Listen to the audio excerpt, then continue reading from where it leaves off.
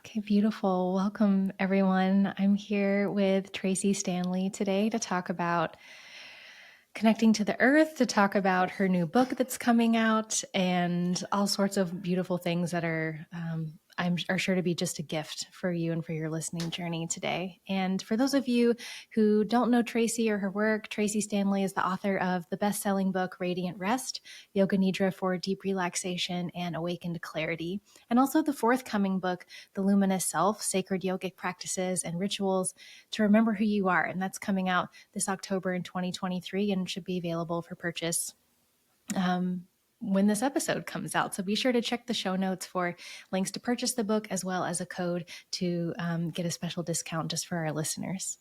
Tracee is also the founder of Empowered Life Circle, which is a sacred community and portal of practices and rituals and tantric teachings that are inspired by more than 20 years of study in Sri Vidya Tantra and the teachings of the Himalayan Masters. And as a post-lineage teacher, Tracee is really devoted to sharing the wisdom of yoga nidra, rest, meditation, self-inquiry, nature as a teacher, and ancestor reverence. Tracee is gifted in illuminating the magic and the power found in liminal space and weaving devotion and practice into daily life. And you can find out more about Tracee and her work at traceestanley.com. That's TRACEE Stanley.com. And you can find the link to that in the show notes as well as a previous episode that we recorded with Tracee, I guess a couple of years ago now, when your previous book came out. With all of that said, is there anything that you would love to add to how you're showing up today, or what you would like the listeners to know before we dive into more topics? Oh, well, I'm just arriving with a full heart and lots of curiosity and excitement about our conversation. So thank you for having me back. Yeah, it's my pleasure always.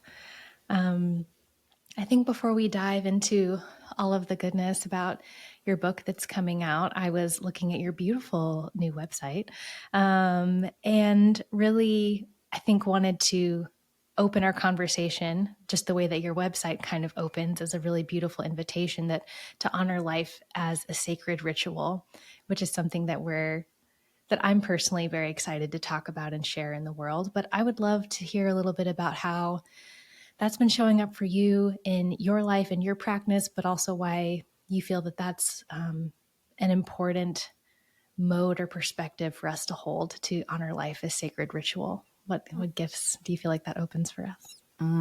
Thank you so much for that question. I think that in my early time of studying and practicing yoga, I always had this idea, because this is how I was kind of taught, and I think this is a lot of Western yoga is taught this way, that it's kind of compartmentalized, right? As we go into the yoga studio, we roll out our mat, and that's our yoga practice. And when we roll the mat up and get into the car, everything sort of dissolves. And it wasn't really until I started learning more about yoga philosophy, specifically the yamas and the niyamas, which are these kind of ethical practices around the way that we treat ourselves and that we treat others, that I started to try to bring those ideas and concepts into my work life. And as I started to do that, I started to become aware that the life and the career that I had in Hollywood as a producer was not really in alignment with the way that I wanted to live and the way that I wanted to be 24/7, right? I felt like I didn't want to be in a space where I had to put something down and pick something else up. And I started to think about this idea of discipline. Um, Discipline was something that in the lineages that I studied, there was a lot of discipline, like, oh, you have to do this mantra for 125,000 repetitions, or you have to do this practice in this way. And it's wonderful to dive into those deep sadhanas because they create such transformation. But what I noticed also in that time was that there was a lot of shame that was coming with the discipline. And a lot of it was coming from, our own conditioning, the ways in which we felt like we had to be the perfect student or the perfect daughter or the perfect child, whatever that was. And that started to become infused into that. And I started to notice, oh, as I'm in this other world of bhakti yoga, of chanting, and with lots of friends who are doing kirtan, and this idea of bhakti yoga is this yoga of devotion, I felt this softness, Mm. and the softness and the grace around the practices and the way that they were just held with such sacredness and such reverence felt very expansive to me. So I started to feel into, well, how can I begin to weave this idea of bhakti and devotion more into my practice and soften this idea of discipline and soften all the kind of masculine edges around my practice and around how I think about my practice. And when I started to do that, it was like every little corner of my home became a place that was an altar. Mm-hmm. Every little place between rooms became a moment of pausing and being aware. And things just started to shift. And I just realized for myself that when I practice in this way, and when I think about my practice, life is the practice. Yeah. And if life is the practice, then life is even more sacred. And every moment can be a ritual, a moment that takes you from one state of being to another state of being. So that's kind of what I feel as far as having this life that is a ritual, a life that's sacred and reverent. Yeah, I think there's so much there. And something that came to mind as you were saying that is like, life is this ritual, and then life also becomes the altar as well. And I love that the softening of the discipline. It reminds me of when you were on the podcast last and you were talking about your first book, and you really talked a lot about receiving your book. You're like, I wrote the book lying down on the ground. And that is such a, there's something so soft about that, and something so beautiful and so honoring about that, this principle of receiving the thing that we're supposed to give or to have or to be. And that sort of contradiction or this paradox I feel like there is when we pause more, we somehow create more time. We're like, I don't have time to meditate, I don't have time to Mm-hmm, rest, I don't have mm-hmm. time to stop. But somehow when we do that, we make more time somehow. And these are all the things that came up in no particular order as you were speaking. Yeah, I love this reference to time because I really do feel like when we are able to be with these practices that bring us into the liminal space, like yoga nidra, like rest, like dream practices, my experience has been that my relationship to time and space shifted. Mm-hmm. Yeah. Yeah, it's a bit of a magic thing, Mm-hmm. which kind of brings us to your first, to talking about your book, really. And I let you sort of introduce your book as, a guide to self-remembrance. And I really loved this question that's asked in the book introduction. Like, what if your discomfort was a portal to a rebirth, to a remembering and attunement to your true self? And I feel like that can be this idea or this reality of our true self, our capital S self, is something that we can sort of pass over because we've heard it so many times. And we're like, well, what is my authentic self? Is there an authentic self? Does they have short hair? Do they wear makeup? Like whatever the thing is, but that's not really getting to the essence of the attunement and the alignment I think that you're referring to. And that powerful question of who am I and who is Mm. that and who is here right now is a question that is a portal, really, in my opinion. And I would love to hear how you landed on this topic for your book and perhaps some of your personal journey with that question. Mm. Yeah, it's an interesting thing because this book was seeded before Radiant Rest was seeded.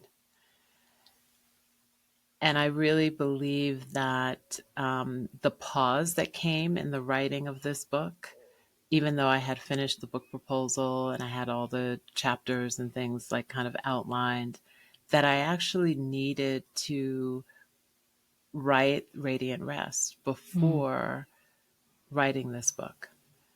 I also think that I needed to have that deep experience of everything that happened collectively and also to me personally during the time of the pandemic Mm-hmm. in order to come back to this subject matter that I felt was the thing that I noticed amongst people that I work with and students and friends, and then definitely during the pandemic, is that there just seemed to be another virus that was happening. That was this virus of self-forgetting. Mm-hmm. Is that so many people were asking, well, oh, how do I find my purpose? How do I find who I truly am? I feel like there's so much more to me that I'm sharing. Why am I scared to share it? And at that point, I had known that there were many practices that I had done over my 28 years of study that were real portals to transformation. And I felt like I needed to share those in some way, that if there was a time capsule found, I don't know, 100 years from now, that these would be the practices that I would want people to find. Because I think that the self-remembrance is something that we all need. It's a thing that will help set us free. It is the thing that will help bind community together. And at the same time, it's what the overculture wants us to have a distance from. The overculture does not want us to know who we really are.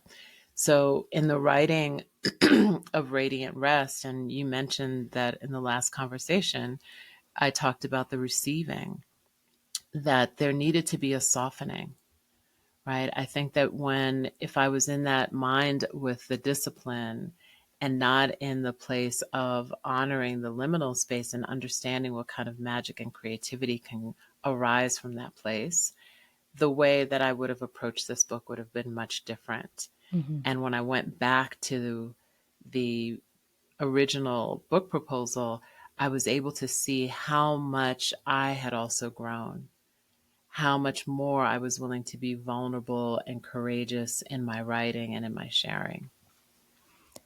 That's really beautiful too. And I love that you shared the sort of um, the alinear path that took.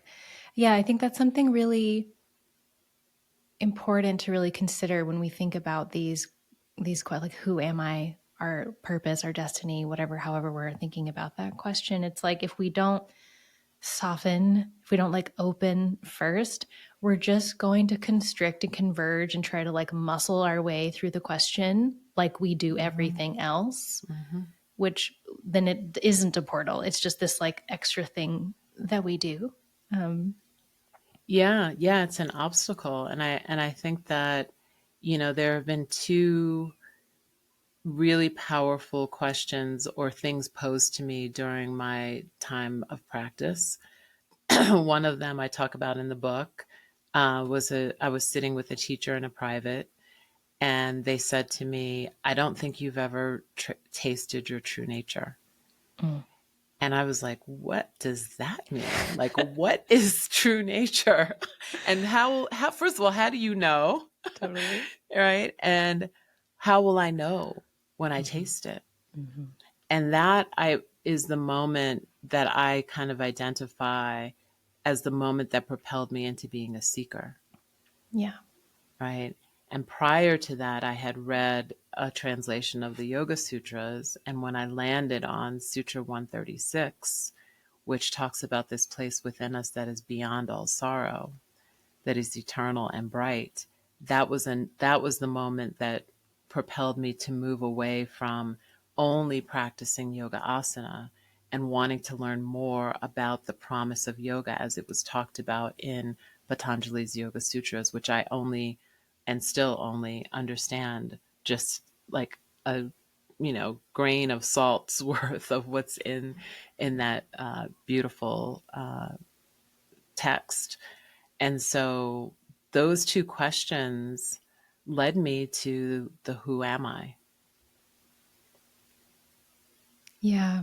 And makes sense too for sort of filling out the title as well, where like the self is luminous, the self is light. It's where there is, yeah. And I think that's a really common, also just what a gift, right? I think it's that story is really pointing out some things that we need.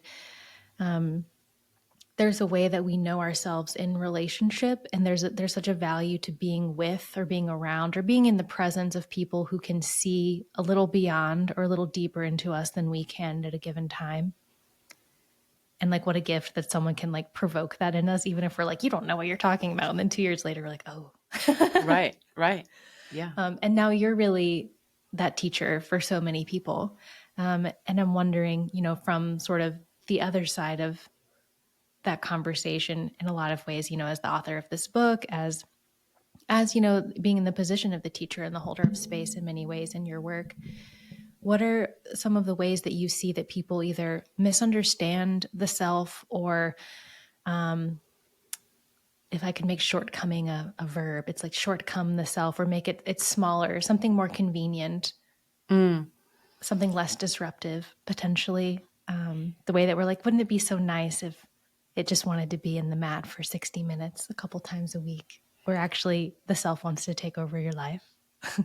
Yeah. I mean, I think that most of the time, at least I know from my own experience and what I have shared in conversations with other people, is that when asked, who am I? We come up with the labels, right? It's the labels of the job or the labels of being the daughter or the person who is in charge of, whatever it is, the caretaker. And so it takes a while for us to get to what happens if we release all these labels. Then what's left? Right. And that's why I love the teaching from Sri Ramana Maharshi, who's the one who really asked this question over and over and over again as a teenager when he thought he was going to die. Right. And as he was asking this question, it was the question of who is it and what is it that's going to die and what is it that's going to remain? And so to some degree, we really have to go straight to the heart of this idea of impermanence to move past all of the things that are covering the true self. And so I think that for me and why I have so many practices in the book is because we really need to soften ourselves a little bit to get ready to be in this space of asking about what will be left. What do I want to be my legacy? What do I want to leave behind in that last moment of my life? And if I can bring that last moment forward into the now, then maybe my life becomes even more of a sacred ritual. Yeah, and there's like like an unclenching there. I feel like it's like if I don't get this thing that I really really want right now, or if I surrender, who am I? If I die, who am I? If I, those are really like there's an unclenching, I feel like, that's invited of us that can be really scary because, as you said, it's very closely tied to or in congruence with impermanence, which is Mm-hmm. something that I feel like as an overculture, like to pretend isn't a thing.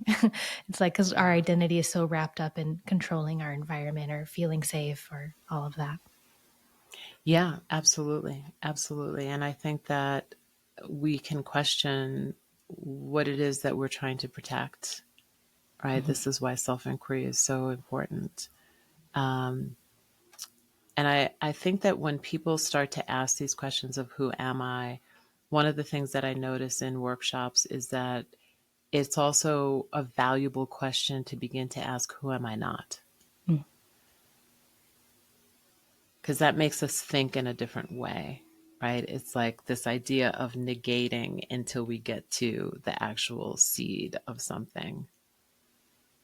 Do you feel like that is an easier question for folks to access in the beginning? I think in the beginning it is, but I also think that it creates a quandary because there's the resistance of also not wanting to release the identity of that thing that you know that you're not. Mm. Right? So it creates opportunity for, as you were talking about earlier, this discomfort becoming a portal. Yeah, I was listening to um, a meditation around challenge yesterday morning, like 5 in the morning, and I was like, I'm just gonna like do my thing, and then I unexpectedly just deeply moved, and like when you really land upon a moment where you feel a little breakthrough somewhere. And it was this suggestion that in any other space, in a less receptive space, I would feel perhaps defiant or upset or just like not happy that it was true.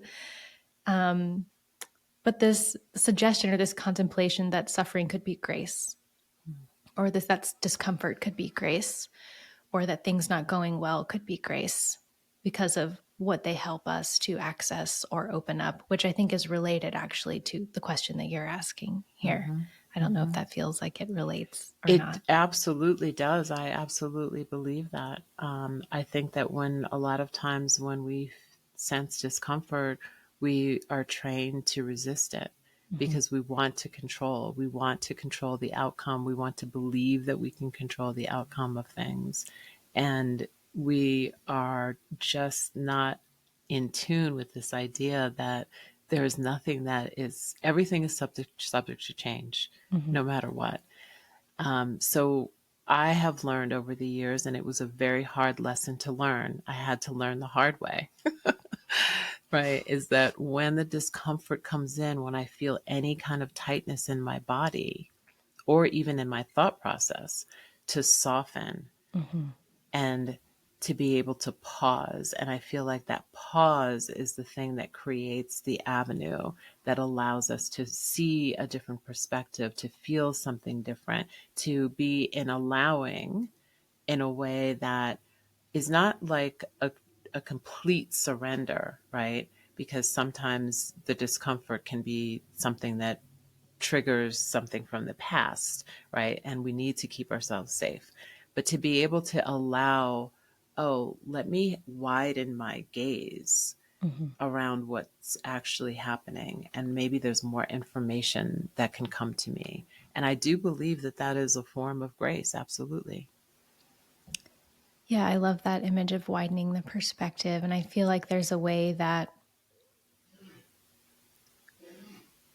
trying to find the words for the sensation, that the constrict, like, what if, or this is a question that I'm playing with in my life right now. It's like, what if my only real job is to attune to the self or to align with the capital S self? Like, what if that's my actual only job, or number one priority in all circumstances, and not to control the outcome or make certain things happen or make myself look good or whatever the thing is? Because you said something really beautiful about when I can relax a little bit, because that constriction, that controlling, the muscling, it actually like blocks the flow of life in us. And that's like the one thing we need that's the one thing that we need. Um, that wasn't really a question. It was more of a response. No, and I love that visual of the flow, right? The flow of life force, the flow of prana. That constriction definitely does tighten and makes us feel obviously constricted and unable to move with the flow. Um, yeah, I definitely think that for me, there's always been a lot of talk around what is my dharma? What is my purpose? What am I here for? And I do believe that one of the things that we are here for is to realize the true self, Mhm. is to just even for, if it's a millisecond, to feel, and as my first teacher said, to taste that true self. I feel like once there is that kind of expansiveness, there's also something where you just never forget. Mhm. And that informs everything else that you do, everything else that you say, everything else that you are, whether you go through many different, you know, things in life, right? Many different seasons. But that is the thing that we know stays as the constant. Yeah, I think that makes sense. think I'm going to go slightly tangential and then come back to the book with some more specific, predictable questions. How, in your perspective, do you feel realizing the self is or isn't related to sort of our current co-story that we're having here on the earth and with one another? That's such a great question. I think that we're so focused on hyper individualism that when we hear the words true self or true nature, we still think about me, me, me. And all the stuff I can Right. have. It's all about me and, oh, how big is my light and how big can I'm kidding, but it feels like me still. There's still a me in there. And I think that we're in the time that we have to recognize that when we touch into that true nature, it is less about me and more about we. Mhm. Because we realize that if we are nature, nature thrives in biodiversity. Nature thrives in connection and in community. And without being in community, there is no nature will suffer. And I think that it is not that I think, I know that it is our separation from nature and realizing that we are nature and nature is us. That is really the root of our suffering. And it is the root of everything that we are seeing that is going awry in the environment. And nature is trying to tell us that that she is sick, Mhm. right? And that she needs help. And there's a teacher by the name of Janine Canty who says that if the earth is sick, it also means that we are ill. And we're not recognizing the connection between the two. And I think the illness that we have, that we are suffering as a culture, is this illness of self forgetting. And when we self forget, we forget our connection and we forget that we are nature. Mhm. What are some of your favorite tools that you share in the book to sort of help people or come alongside of people? If someone's listening to this and you're like, forget what? Like what are some of the ways, but they're also like, well, it's the way she's talking sounds so like expansive and real and exciting. What are some of the practices that you find to be that you've written to share with people that help them even remember that there's something that may be forgotten?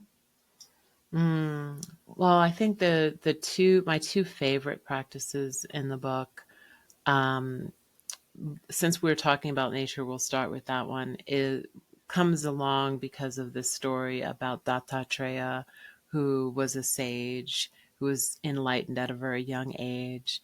And of course, all the wealthy people in the kingdom and the other kings from other countries wanted to know, who are your gurus? What are you studying? And he told them that, oh, I have 24 gurus. And my 24 gurus are all aspects of nature. Mm. So the wind, the fire, the water, the pigeons, the pythons, the deer, and here are the lessons that I learned from all of them. And I was so inspired when I first read that story, and then later, years later, revisiting the teachings, that I really wanted to find a way that I could have my own kind of kingdom and find my own gurus. And so I started to kind of notice who and what other beings were on the land with me and what I could learn from them. And so I share practices around that, like things that people can do on their own land, whether they're living in an apartment in an urban environment, or if you have acres and acres that you're stewarding, that there's ways in which we can connect with all the beings that are around us. And when we're in that connection, we can then become in relationship, and that relationship can become reciprocal as you're learning and as you're offering gratitude for what it is that you might be learning. when you come into more deeper relationship with nature and other beings, I feel like that helps us to become into deeper relationship with ourself, and self with a capital S. Mm-hmm. So that would be the first thing. The other practice that I really love, and I teach this practice a lot to people as a mentor and people who come to my platform to study, is called the do list.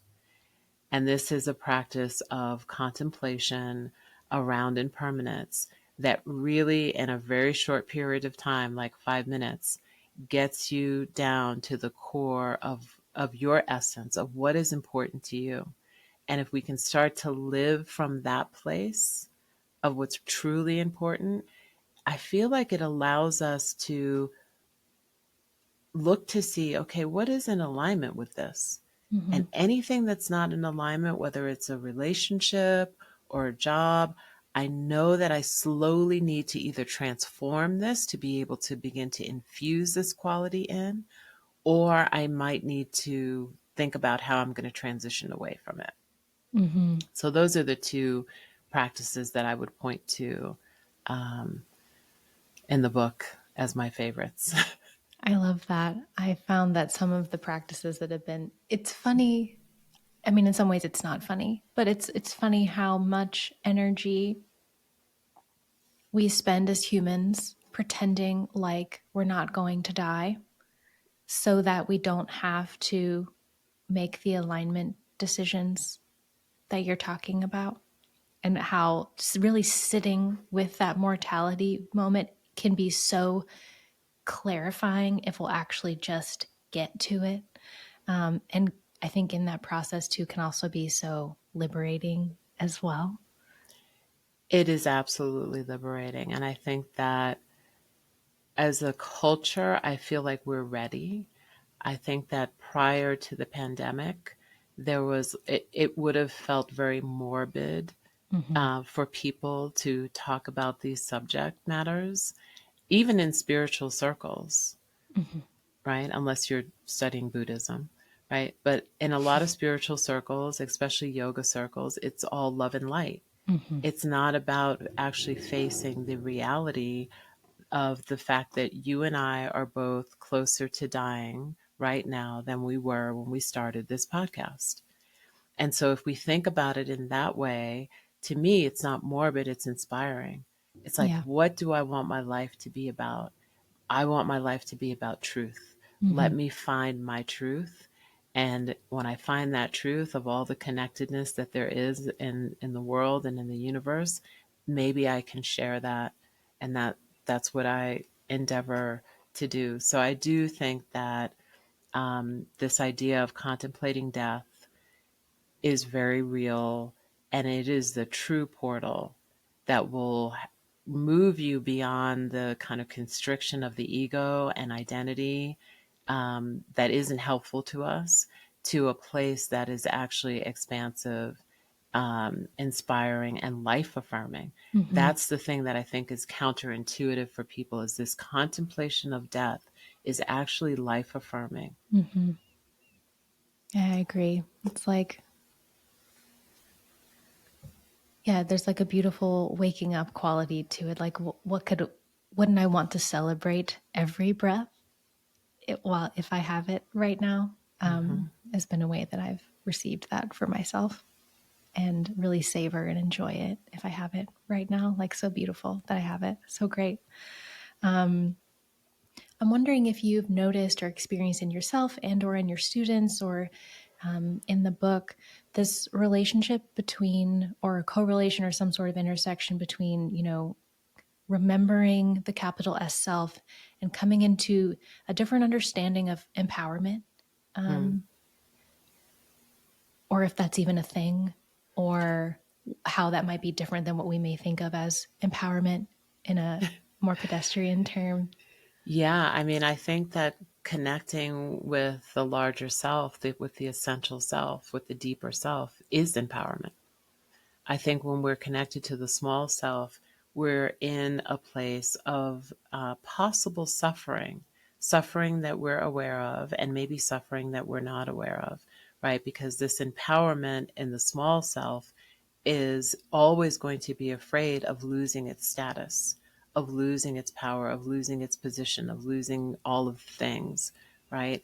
The deeper self is not afraid of losing anything because it is everything. Mm-hmm. Yeah, there's nothing I could lose. There's nothing I don't know potentially, or nothing that I don't have access to potentially, Yeah. which is incredibly empowering realization. How do you feel like, what do you feel like the sort of the medicine that is coming through as this new book? Why do you feel like now is sort of its moment? Why do you feel, if you, Mm. because it feels like the book kind of chose its own time, right? Like you were like, I've got the proposal, everything's laid out the way that we do. And we're like, look how organized it is. And my little chapter outline, I feel so good. And then it's like, oops, this, it's supposed to actually come now. Um, what do you feel about that convergence where Yeah, it's its own I timing? think it was meant to be a post, and we say that we're in the quote unquote post pandemic stage. I don't know, but I feel like it was meant to come post this global lockdown, post this global being in a liminal space of unknowing and uncertainty and deep fear. And it was meant to come in to a place, I believe, of deep division and polarity, right? Because it's all about the coming together within ourselves. If there is division and polarity within the world and in the collective, that means that there is polarity and division within us. Mm-hmm. And I see that division and polarity within us as a separation of the small self from the deeper self. And those two things need to be integrated so that we can be liberated and free. Do you feel, we hear a lot in a lot of spiritual circles, I feel like, about the sort of ripple effect of things. And I think there are effects, obvious effects, big effects from what we do from our inner work. But for some reason, that's sort of like arising in me to like ask you as a question that what do you feel are sort of the, some of the ripple effects, or maybe it's a different kind of effect that we begin to create when we start to restore that separation in ourselves? Yeah, I think that one of the reasons why I offer community care practices in every chapter is because I want people to be aware that they have the power to begin the ripple in their own world. And your world could be, oh, I'm speaking to 2,000 people, or your world could be, I have my children and my partner in my home, and there's three of us.